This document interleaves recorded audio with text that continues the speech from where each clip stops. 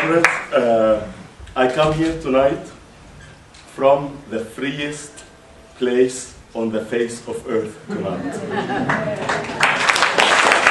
I come here from Tahrir Square. Probably everyone knows this by now. And I've left them sometime in the morning, dancing, like always for the last 14 days, singing, chanting, getting to know each other, discussing politics, listening to poetry, and as steadfast as ever, and as keen as ever on changing the face of Egypt and perhaps the world. I have seen a new humanity in miniature. I have seen the germs of a new society in Tahrir Square. Those hundreds of thousands that sometimes reach 2 million at one point. You couldn't believe the almost Olympian or unfathomable level of strength and courage when they talk about the martyrs that they gave for the revolution, 315 until now.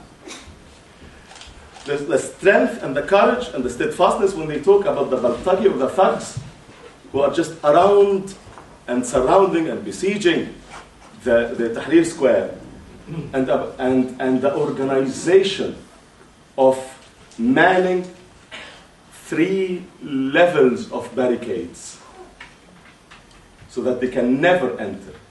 They tried once, they tried on Wednesday, and the whole world saw them.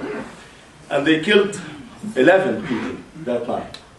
I arrived there the next morning, and the euphoria of those people, of course, tinged with utmost sadness, that they, unarmed, beat up, arrested, took photos of names, addresses of those thugs, gave them to the army, and they vowed to see them one by one and turn them to justice after the final victory of the revolution.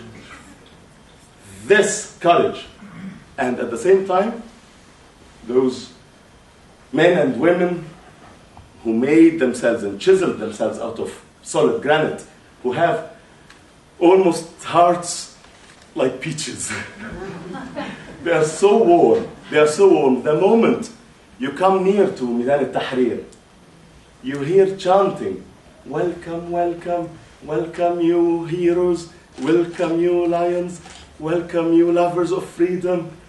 And it's like a rite of passage until you reach inside, and you are almost already transformed forever. You see new humanity, because there, for the first time, probably in the history of Egypt, I don't want to generalize more than this, I have seen a Christian mass on Sunday in the streets, surrounded and protected by Muslims against, of course, the police, the army.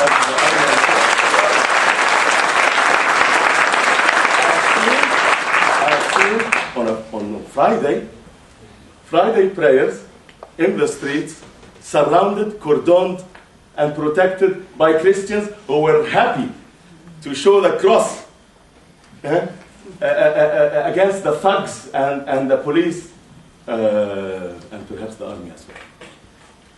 I have heard, for the first time again, at least in my life, and I don't want to generalize more than this, a Friday sermon where the imam, the sheikh, the speaker, found himself saying, that's because of probably had spent some time there, and that's why they chose him.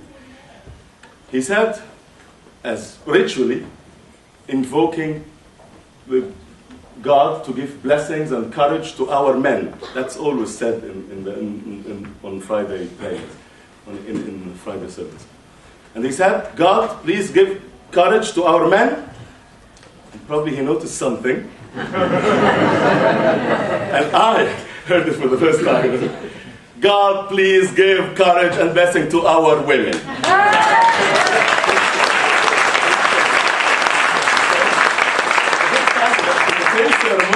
the same speaker and the same Midan, he said, brothers and sisters, we come here today, Muslims and Christians, to pray to God. And that was the Friday prayer, the Muslim Friday prayer in Midan al-Tahrir. There is something totally different happening there. There is a people, a new people, a better people making themselves together. There,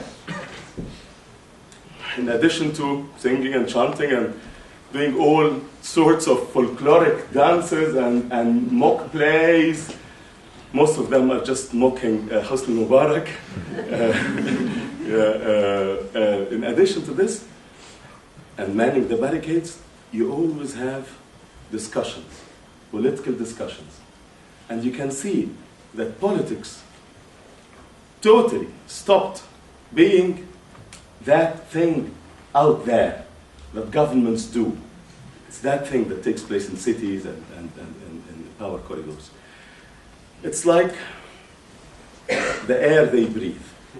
And they are talking about a new society. Circles, groups, sometimes around one main speaker, sometimes just everyone talking about each other. And you have in the same group peasants, workers, students, scientists, doctors, engineers, and I have to say, never business people, but it's a new society in that sense. They can create wealth, they can create poetry, they can create a better society, and they know it.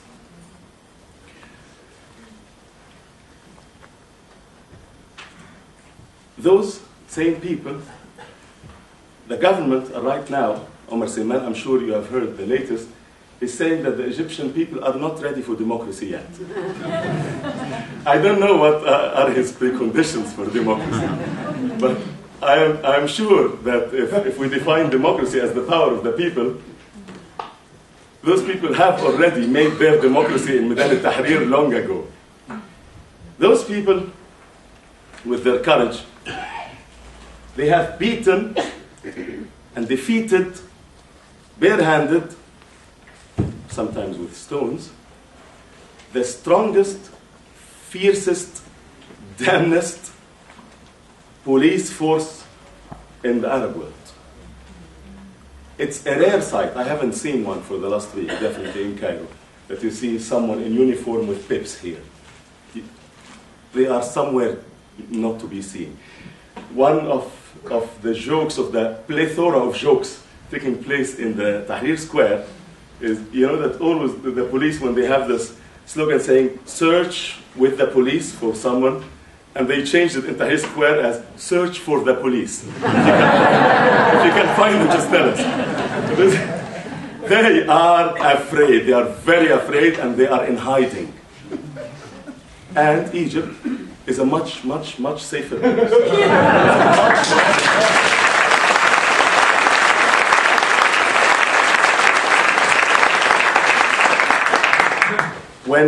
When the police stations were burned for the first night and no police officers were to be seen, some people said that this is the first night that Egypt spent for at least 30 years where no one was being tortured. These same people have also showed their courage in front of army tanks. Not only that, when the tanks went onto the streets, they started chanting, you know, the people and the army are one, the people and the army are one.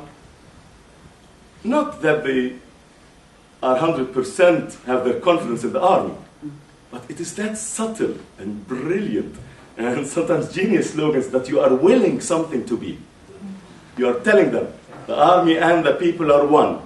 And they hugged them and they huddled over the tanks. And of course, over all the tanks, they became placards with some slogans. The most slogan was, down with Mubarak. So the tanks were going all over the streets in Cairo and in Egypt with the slogan, down with Mubarak. when the tanks, a couple of days ago at night, they tried to close in on the Maidan, on the Tahrir Square. They wanted to bite a chunk out of this republic of freedom. People just lay in front of, on the ground, in front of the tanks, behind the tanks, and on either sides. It is to that extent, an inch of the ground of Tahrir Square has become to people a symbol of freedom, so much that they would more than willingly give their lives to save it, from whomsoever. This is the same people who now, the Congressman is saying they are not, we're not ripe for democracy, and they are now talking about whether, according to negotiations and according to the state of security, they might be considering annulling or lifting the state of emergency. The question is, what state of emergency? The state of emergency stipulates that there can be no meeting of more than 5 people on the street.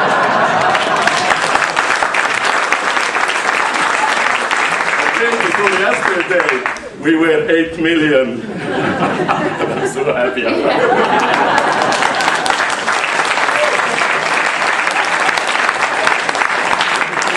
All this courage, all this steadfastness, yet there are dangers. There are dangers that the regime, they are very conscious of it and they are trying to manipulate it. That is, to try to choke this republic, which it can easily be done, really. And these were the discussions we were having on the streets for the last 3 days. What then? What then? What more? And people were starting to be a bit worried about where are, okay, we're 8 million, but we still need more. The regime is not down yet. And more and more discussions were going in the direction that only, although almost, I can say comfortably, most of the people in the Maidan itself are workers and peasants and poor and white-collar workers, still only the organized working class can break this block and open the borders of this republic to include Egypt. And while we were a bit worried yesterday, we started hearing the news that the giant among giants, the Egyptian working class, is starting to move and starting strikes.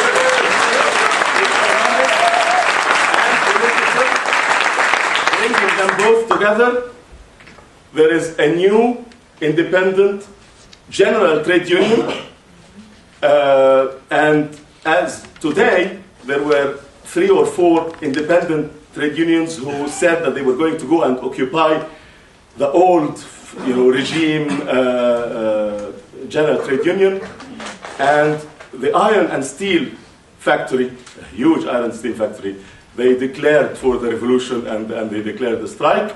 Al-Mahalla, the largest industrial city perhaps in the Middle East, we are waiting for them. Today there were talks about a strike, and the last dilemma I would like to talk about in just 30 seconds is that the regime, they want to give the semblance of normal life, okay?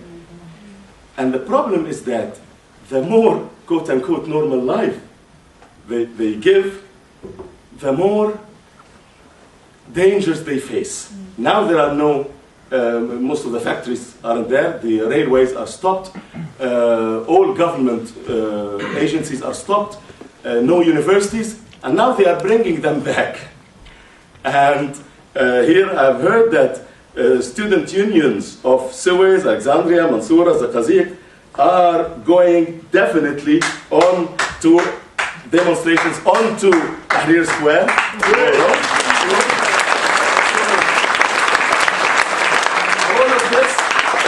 All of this, and believe me, they are just starting. Long live the revolution.